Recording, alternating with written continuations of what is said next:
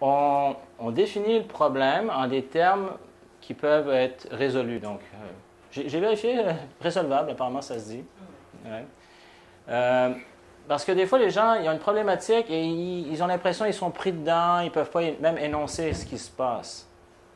Et c'est d'arriver de formuler la problématique pour que la personne comprenne ce qui se passe. Donc, il y a plusieurs choses. Dans la partie coaching, on peut éduquer la personne. On peut lui amener des concepts pour avoir une compréhension d'elle-même. Donc, ça, c'est une des parties du coaching. De savoir, par exemple, la notion de besoin, que ce soit le modèle de Maslow ou le modèle de Robbins, ou même ce qu'on voyait tout à l'heure dans le modèle de communication. Et qu'elle puisse comprendre, par exemple, mettons la personne, elle est colérique ou impatiente. On pourrait prendre plusieurs choses.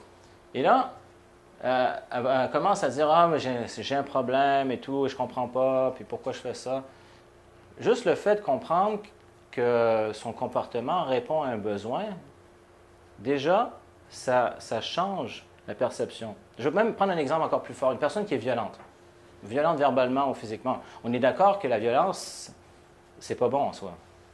Il n'y a rien de bon là-dedans. Mais une personne qui est violente, c'est peut-être parce que, justement, elle veut se défendre, pour se protéger, pour se sentir en sécurité, éventuellement pour être en paix. Donc, si on commence, justement, la personne a peut-être été battue étant jeune, ou à un moment dans sa vie, et c'est un mécanisme, mais que cette personne recherche à se sentir en sécurité. Alors, là, on va dire, bien, regarde, ce qui se passe en ce moment, c'est que tu es insécure. Donc, dans ce que tu me décris, tu m'as parlé de peur, tout ça. Donc, est-ce que c'est possible que tu vives une certaine insécurité? Personne dit, oui, effectivement. Pourtant, on pourrait parler à un homme, il est costaud, il a les muscles gros comme ça, il sait se battre, technique de combat. Il n'y aurait aucune raison, mais il reste avec l'enfant intérieur qui a été battu, par exemple. Alors, là, il réalise que, OK, ce que je recherche, c'est de la sécurité. Donc, déjà, la problématique, on voit, ça peut être résolu. Donc, si je retrouve un état de sécurité, OK, je peux régler mon problème de violence. Donc, au lieu de rester en surface, là, on est allé voir les causes en arrière, la source. Et là, ensuite, on peut créer des nouvelles alternatives. Donc, d'amener la personne à voir... en passant, je dis, je sais que ça arrive souvent dans des formations après avoir mangé, si vous avez besoin d'être debout, vous avez le droit d'être debout. Et je m'adresse à plusieurs personnes. Donc, vous avez le droit. Et donc, c'est ça. Donc, créer de nouvelles alternatives ressourçantes. Donc, on revient à cette notion de sécurité, où la personne dit « Qu'est-ce que je pourrais faire pour me sentir en sécurité? » Et là, on explore. Des fois, ça peut être des exercices qu'elle va faire. Il y a différentes manières. Et au lieu d'être pris dans un pattern, là, on a défini ce qui se passait et elle va finalement dans une nouvelle direction qui va lui permettre d'être bien. Donc, par rapport à ce que je vous ai dit, allez-y avec vos questions pour des précisions. Donc, parce que les gens vivent des choses, souvent ils ne comprennent pas pourquoi ils font ce qu'ils font ou pourquoi ils ne font pas ce qu'ils voudraient faire, que ce soit au niveau émotionnel ou des manières de penser où ils se torturent ou même des comportements qu'ils ont. Déjà, le fait qu'ils puissent comprendre pourquoi ils ont ces comportements, pourquoi ils ont cette manière de penser ou ils ont ces émotions, là, ils commencent à voir comment ça peut être résolu. Ils comprennent la mécanique, ce qu'il y a en arrière. Et une fois qu'il y a cette compréhension, là, on peut arriver avec des alternatives qui vont permettre à la personne de résoudre les différentes problématiques. Ça veut dire que définir le problème, là, on devient un peu plus affirmatif. C'est le seul moment où, dans le questionnement, on redevient affirmatif. Parce que si on dit, bah, je pense que, ou corrige-moi si je me trompe, il s'agit de... Là, on commence à faire des propositions, donc on n'est plus dans le même questionnement. Et après, on repasse pour le point 9, on repasse en mode questionnement. Alors, il y a plusieurs manières de le faire. Effectivement, des fois, on peut dire, est-ce que tu me permets de partager certaines observations? Donc, la personne, il arrive souvent que la personne comprend des choses. On peut lui présenter carrément un modèle, ou même, à travers, si on y allait seulement avec des questions, Il y a des techniques où la personne, mettons, elle est dans un état, je dirais, de détente, puis là, mettons, elle touche à sa violence. Puis que là, elle réalise que, entre autres, transformation essentielle, c'est une technique qui fait partie ni du praticien, ni du maître praticien, qui est en dehors de ça, donc Core Transformation. Mais il y a des techniques similaires qui portent d'autres noms, où la personne rentre à l'intérieur de son état, puis découvre ce qu'il y a en dessous de ça. Et par elle-même peut arriver et exprimer « j'ai besoin de me sentir en sécurité ». C'est une recherche de ça. Ou souvent des termes qu'on va voir, c'est l'amour, la paix, faire un avec soi-même. C'est des thématiques comme ça qui ressortent. On pourrait le formuler. Et si on a le temps, c'est encore mieux, même si on peut guider la personne pour qu'elle y touche elle-même et ça vient d'elle, puis qu'elle réalise « wow ». Et ensuite d'intégrer tout ça pour que le changement se fasse. Donc, il y a les deux manières de faire. On peut effectivement fonctionner d'une manière comme un éducateur, donc où on transmet des choses à la personne, puis ça a du sens pour elle. Et on peut même lui permettre de vivre l'expérience puis de réaliser finalement cette réalité intérieure qui est propre aux êtres humains. Je veux dire, plein de comportements comme ça. Si on creuse, c'est le genre d'état que je viens de vous décrire, qui est recherché. Oui. Je me posais la question justement, ça rejoint un petit peu quelque chose qu'il a abordé, c'est le fait de nommer la difficulté. Tout à l'heure, j'avais l'impression que c'était plutôt pas très conseillé de dire à la personne, par exemple, ah, j'ai l'impression, est-ce que ce serait un problème qui serait lié à l'estime de soi, par exemple. Et là, maintenant, j'ai l'impression que c'est quelque chose qui peut être aidant pour la personne de lui dire. Donc, c'est pas une chose qu'on va faire au départ. Au départ, il y a des étapes. On va faire la cueillette d'informations, puis après, il peut devenir intéressant pour une fois qu'on a une bonne compréhension. Est-ce que tu me permets, je vais te partager quelque chose. Puis bon, on ne va pas nécessairement dire, si je faisais une caricature, bon, je vais t'expliquer c'est quoi ton problème. Hein? La personne n'est pas très réceptive.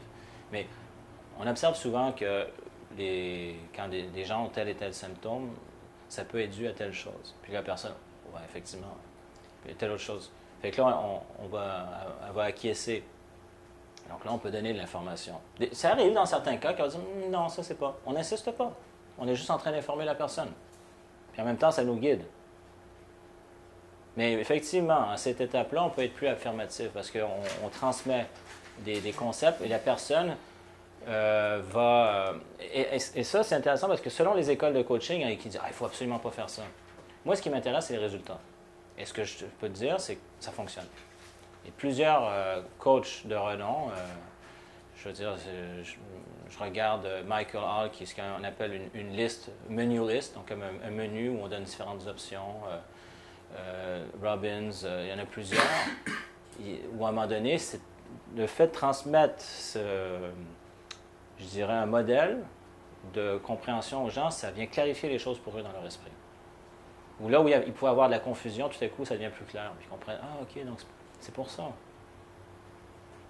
Bon, c'est pas la première chose qu'on va faire. Donc, après ça, la question qui m'avait été posée tout à l'heure par rapport à l'entraînement, mais ça s'applique à n'importe quel changement, c'est de conditionner les nouvelles pensées, les nouvelles émotions ou même les actions qu'on va poser. Parce que des fois, on peut arriver, on peut faire un coaching, puis la personne sur le coup, c'est comme « ouais, je me sens mieux ». Puis on peut la revoir le lendemain, c'est comme « ouais ». Donc, c'est cette notion de conditionnement. Alors, le conditionnement peut se faire de différentes manières. Il peut se faire au moment de la session, où on a, par exemple, il y a un changement, puis on ramène la personne au changement, on la ramène au changement, on la ramène au changement. À travers, on fait des liens, on fait d'autres liens, on fait des liens, on fait des liens. Donc, on conditionne. Il y a comme un empilement de changement. Donc, déjà, ça crée un momentum. Et cette notion de conditionnement peut également se faire à travers le temps. Comme par exemple, une chose que je vous ai dite dans le programme de développement personnel, on va inclure ce qu'on appelle les déclarations. Parce que Robbins appelle ça des incantations, des incantations, mais en français, ça fait un peu vaudou. Donc, je préfère le terme déclaration. Ce sont des techniques qui viennent de la psychologie cognitivo-comportementale, mais qu'on l'applique avec des notions de PNL pour optimiser finalement les résultats. Mais par exemple, le conditionnement, selon les auteurs, on parle d'exercices qui sont faits sur une période de 21 jours, de 28 jours, voire de 30 jours. Et ce qui fait en sorte qu'après un certain laps de temps, les nouveaux schémas, donc cognitifs, émotionnels ou comportementaux, ou même ce qu'on peut appeler des habitudes, apparaissent. Ça veut dire qu'on n'a plus besoin d'y penser consciemment. C'est notre inconscient qui y pense pour nous. Parce qu'on a été conditionné. Et des fois, je le vois, c'est très rapide. Je me rappelle, j'ai un de mes clients, on le voit sur le site avec les témoignages vidéo.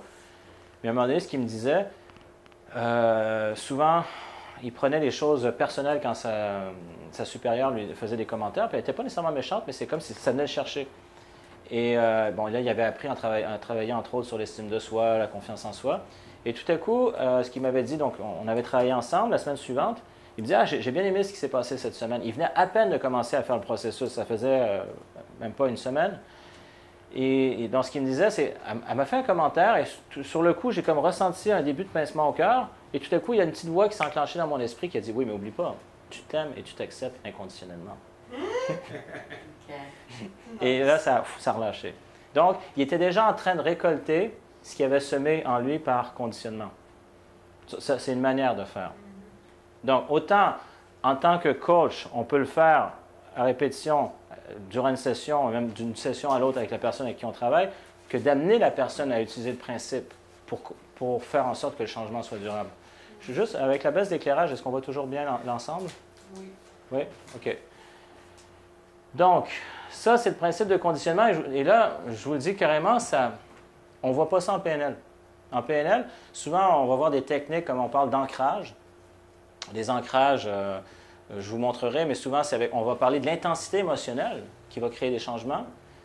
Mais la notion à travers le temps, donc finalement, la répétition, comment je pourrais dire? Imaginez, vous avez l'intensité émotionnelle pour créer un changement, mais qu'en plus, cette notion de conditionnement, c'est la répétition.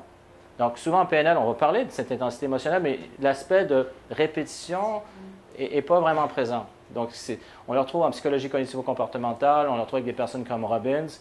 Et ça, c'est très intéressant pour faire en sorte que le changement soit durable. Conditionnement. Donc c'est un de mes secrets.